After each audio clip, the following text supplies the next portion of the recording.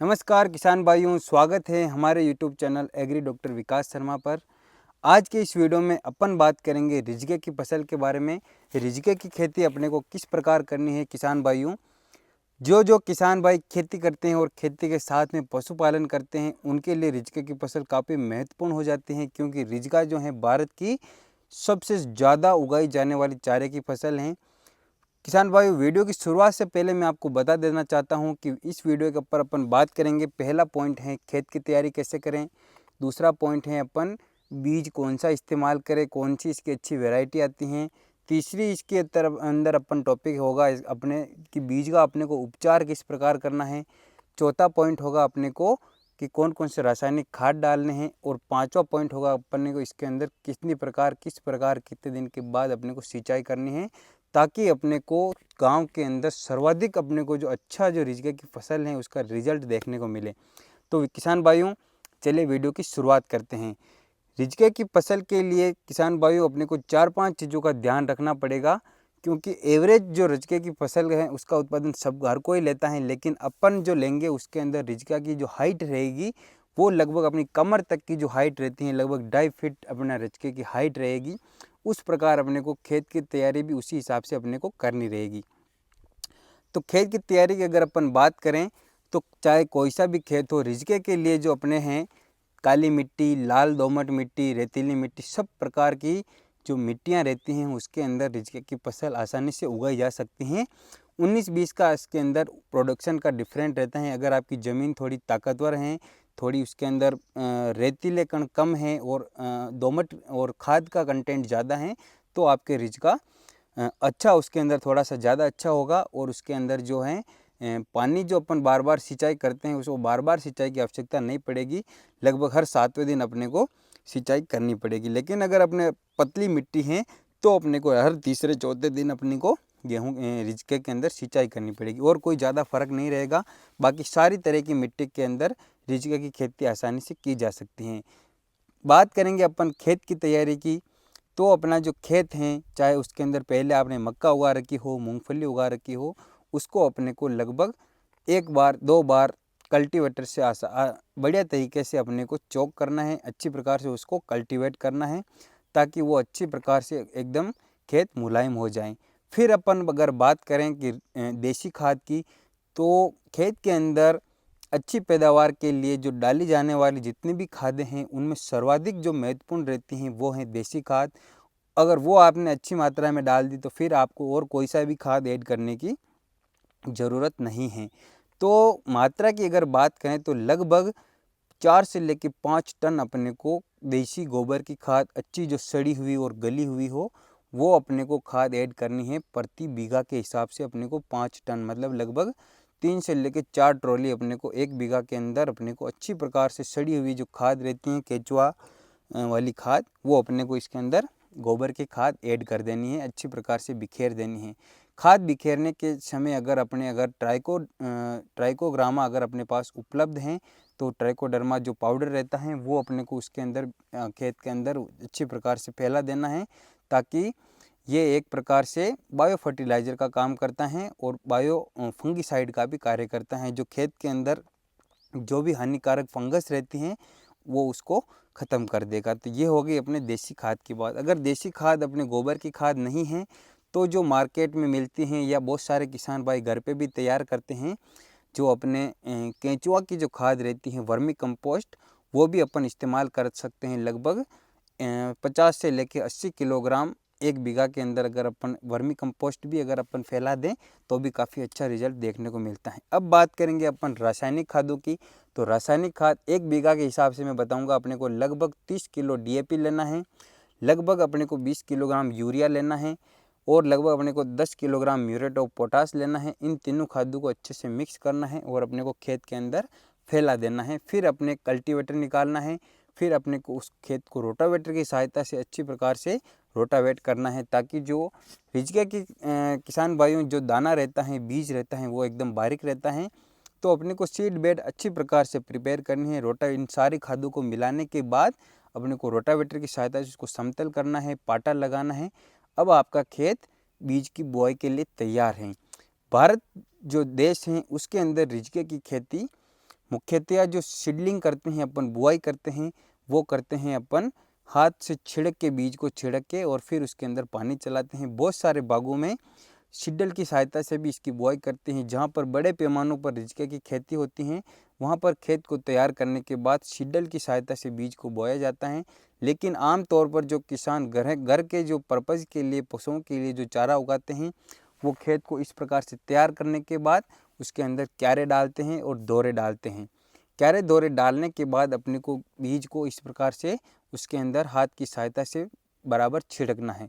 बीज दर की अगर अपन बात करें तो अपने को लगभग 5 किलोग्राम प्रति बीघा या लगभग 20 से लेकर 25 किलोग्राम प्रति हेक्टेयर इसकी बीज दर लेनी है। किसान भाई को रिजका जो है 2 तरह का रहता है। एक तो हर साल बुआई करो उसकी, और हर साल पूरे साल उसकी कटाई होती है, फिर दूसरे साल उसकी नई तरीके से बुआई करनी पड़ती है। एक रिजका रहता है लगभग 3 साल 4 साल तक चलने वाला। तो ये आपके एरिया के अंदर जो अच्छी वैरायटी वाला रिजका हो, वो किसान वहाँ से रिजका बीज प्राप्त करते हैं, बीज तैयार करते हैं। और बहुत सारे जो खाद बीज की दुकानें रहती हैं, वहाँ पे भी आपको दोनों तरह के बीज मिल जाएंगे। तो आपको अच्छी वैरायटी का और अपने उद्देश्य से जो सही लगे वो बीज अपने को सेलेक्ट करना है। 3 साली रिजका लगाने का ये फ़ायदा है कि हर साल जो मेहनत लगती है खेत की तैयारी की और बिजाई की, उस मेहनत से बचा जा सकता है। एक ही साल रिजका लगाने के बाद लगभग 4-5 सालों तक उसकी अपन अगर देख रेख करें तो अपन पैदावार ले सकते हैं। अब किसान भाइयों, जैसे अपन ने बीज ले लिया, अब बात करेंगे अपन बीजोपचार की। तो किसी भी फसल का बीजोपचार क्यों ज़रूरी है? क्योंकि जो खेत खाली पड़ा रहता है या जो अपन पहले फसल उगाते हैं, उस समय उस फसल के अवशेष रह जाते हैं। कुछ जो अपन गोबर की खाद ऐड करते हैं, उसकी वजह से भी एक जो कीट रहता है दीमक, और दूसरा रहता है सफ़ेद लट, इसका अटैक बढ़ जाता है। जैसे आपने ये देख सकते हैं, ये रिजके की बुआई कर रखी। इस समय अगर आप देखें तो अगर आपका रिजका इस स्टेज पर सूखने लगता है तो उसके अंदर दीमक का प्रकोप है या फिर उसके अंदर फंगस का प्रकोप है। तो बीजोपचार के लिए लेना है अपने को, एक तो कीटनाशक लेना है और एक अपने को लेना है फंगिसाइड। कीटनाशक के अंदर आप बायर कंपनी का गाउचो इस्तेमाल कर सकते हैं, थायोमिथोक्जाम इस्तेमाल कर सकते हैं, या फिर क्लोरोपायरीफॉस 20 EC जो आता है वो इस्तेमाल कर सकते हैं। ये आपके जो कीट लगेंगे उसके अंदर, खेत के अंदर जो भी दीमक होगी या जो सफ़ेद लट होगी, उन दोनों का ये खात्मा आसानी से कर देगा। अब अपने को लेना है एक फंगिसाइड। फंगिसाइड जो फंगस रहती हैं खेत के अंदर, जो शुरुआती अवस्था में जड़ों को ख़त्म कर देती हैं, पौधे अपने क्यारे के क्यारे सूखने लगते हैं, उससे का नियंत्रण के लिए अपने को एक फंगिसाइड लेना है। फंगिसाइड में आप ले सकते हैं कार्बेंडाजिम ले सकते हैं जो बाविस्टिन नाम से आता है, या फिर मैंकोजेब ले सकते हैं, या फिर मैंकोजेब और कार्बेंडाजिम का एक मिश्रण भी आता है, उसका भी आप यूज कर सकते हैं। तो इस प्रकार अपने को इन दोनों चीज़ों से अपने को बीजोपचार करना है। बीजोपचार की जो विधि है उसके अंदर अपने को पहले लेना है जो बीज अपन ने लिया है उसको एक तिरपाल के ऊपर फैलाना है। फिर उसके ऊपर फंजीसाइड जो भी पाउडर फॉर्म में है अगर या लिक्विड फॉर्म में जो भी है, उसको फंजीसाइड से अपने को उपचारित करना है। फिर अपने को इंसेक्टिसाइड से करना है। फिर उसको सुखाना है, और सूखने के बाद अपने को तैयार जो अपने खेत तैयार कर लिया है, क्यारे दौरे डाल दिए हैं, उसके बाद अपने को छिटकवा विधि से उसकी बीज की छटाई करनी है। छटाई करने के बाद किसान भाइयों, जो अपने कोई भी लकड़ियाँ रहती हैं नीम की वगैरह किसी की भी, उन लकड़ियों की मदद से उस खेत के अंदर अपने को उस बीज को हल्के हाथों से 3-4 सेमी गहराई तक उसके ऊपर मिट्टी चढ़ाई जाती है।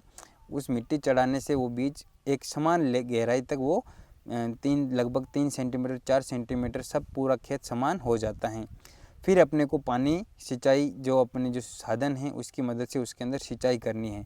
बुआई के लगभग 50 से लेकर 60 दिनों के बाद पहली कटाई इसके अंदर पहली कटाई तैयार हो जाती है। पहली कटाई के साथ अगर अपन जो रिजका बो रहे हैं उसके अंदर अपन अगर हल्की फुल्की मेथी जो रहती हैं, मेथी के बीज भी ऐड कर दें, तो जो अपन पहली कटाई लेते हैं उसके अंदर रिजका थोड़ा कमज़ोर रहता है, तो उसके बजाय अपन मेथी अगर थोड़ा बीज डाल दें तो अपने पहली कटाई के अंदर भी अच्छी मात्रा में चारा उत्पन्न प्राप्त कर सकते हैं। बाद में जो सेकंड कटाई होगी तब तक रिजके की जड़ें अच्छी गहरी चली जाएगी, और केवल रिजका भी अगर वापस फुटान करेगा तो भी अपना खेत एकदम भर जाएगा और अच्छी मात्रा में अपन चारा ले सकते हैं। अब अगर अपन बात करें रिजके की कटाई कब और कैसे करनी चाहिए और सिंचाई कैसे करनी चाहिए, तो पहली कटाई लगभग 50 से लेकर 60 दिन में करनी है, उसके बाद हर लगभग 25 से 30वें दिन वो वापस कटाई योग्य हो जाता है। कटाई के समय अपने को एक चीज़ का ध्यान रखना है कि जैसे ये अपने रिजके का पौधा है तो ज़मीन लेवल से लगभग अपने को ये आप अंगुली 4 अंगुलियाँ देख लें, लगभग ये 4 अंगुली जितनी जो हाइट है वो ज़मीन लेवल से इतनी छोड़ के और फिर अपने को कटाई करनी है। ऐसा क्यों किसान भाइयों? क्योंकि जो अपन जैसे अपन ने ये पौधा है और यहाँ से अपन इसकी ज़मीन लेवल से अपन ने कटाई कर दी, तो जो अपन सिंचाई करेंगे तो सिंचाई का जो पानी रहेगा वो इस रिजके के तने के अंदर चला जाता है। उस वजह से वो पौधा ख़राब हो जाता है, उसके अंदर फंगस का अटैक हो जाता है और वो पौधा मर जाता है। तो इससे बचने के लिए अपने को ग्राउंड लेवल से लगभग 4 सेंटीमीटर 5 सेंटीमीटर छोड़ के और फिर अपने को कटाई करनी है। हो सके तो आप खेत के जिस पार्ट में आप कटाई कर रहे हो उस पार्ट में उस खेत पूरी कटाई होने के बाद ही सिंचाई करें, ताकि वो जो नए पत्ते वहाँ से फुटान हो जाएं और फिर सिंचाई करेंगे तो कोई तकलीफ़ नहीं होगी। अगला पॉइंट इस रिजके की खेती का जो महत्वपूर्ण पॉइंट है वो है कि हर जो अपन कटाई करते हैं उसके अंदर लगभग 1 बीघा के हिसाब से मैं बता रहा हूँ लगभग 5 किलोग्राम यूरिया और 1 किलोग्राम सल्फ़र अगर अपन डालें हर कटाई के बाद सिंचाई से पहले, तो अपने रिजके की काफ़ी शानदार फुटान इसके अंदर देखने को मिलती हैं। और क्योंकि उसके अंदर यूरिया जो रहता है बायोलॉजिकल ग्रोथ के लिए काफ़ी अच्छा जिम्मेदार रहता है और इतनी कम मात्रा में यूरिया डालने से कोई ज़्यादा अपने खेत में भी नुकसान नहीं होता है। एक्सेसिव यूज़ ऑफ यूरिया अपने को नहीं करना है, बहुत ज़्यादा मात्रा नहीं डालनी है। अगर आपके पास नैनो यूरिया है तो 1 टंकी के अंदर 2 ढक्कन अपने को नैनो यूरिया के ऐड करके अपन भी स्प्रे करें तो भी काफ़ी अच्छा शानदार परिणाम देखने को मिलता है। रिजके की खेती के अंदर एक महत्वपूर्ण यह पॉइंट रहता है कि बहुत सारे किसान भाई चूहों की शिकायत करते हैं कि चूहों के अटैक से वो खेत के अंदर बिल बना देते हैं और रिजके की फसल को बर्बाद कर देते हैं। तो चूहों के नियंत्रण के लिए किसान भाइयों सीधा और सटीक तरीका है कि जैसे अपन सोमवार के दिन अगर अपन कोई कीटनाशक उसके अंदर डाल रहे हैं तो रविवार के दिन मतलब कीटनाशक डालने से एक दिन पहले जो अपने गेहूं रहता है घर के अंदर, गेहूं को उबाल के अपने को गुगरी बना लेनी है। उस गुगरी को ढीला जो गुड़ रहता है उस गुड़ के अंदर मिक्स करके उसके ऊपर मिठास के अच्छा से लेप हो जाए और रविवार के दिन शाम को जाना है अपने को और खेत की जो ये डोलियाँ रहती हैं इसके ऊपर अपने को उस मीठी केवल गुड़ लगी गोगरी को बिखेर के आ जाना है। फिर एक दिन बाद अपने को फिर से गोगरी बनानी है, फिर से थोड़ा सा गुड़ ऐड करना है और फिर उसके अंदर अपने को जिंक फॉस्फोइड का जो अपने पाउडर आता है जिंक फॉस्फोइड उसके अंदर पाउडर को मिक्स करके और फिर आप दूसरे दिन उसके डोलियों के ऊपर उसका बुरकाव करके आ जाएं। उससे जो वो चूहे खाएंगे और वो ख़त्म हो जाएंगे। तो चूहों का नियंत्रण के लिए भी ये काफ़ी एक शानदार विधि है। किसान भाइयों, रिजके की खेती के बारे में मैंने आपको ये जानकारी दी है, काफ़ी सटीक जानकारी है। पिछले 5 सालों से हम रिजके की खेती कर रहे हैं और अच्छा प्रोडक्शन ले रहे हैं। ऐसे ही वीडियो देखने के लिए हमारे यूट्यूब चैनल पर बने रहिए और जो रिजके की खेती कर रहे हैं उन सारे किसानों तक इस वीडियो को शेयर करें। धन्यवाद।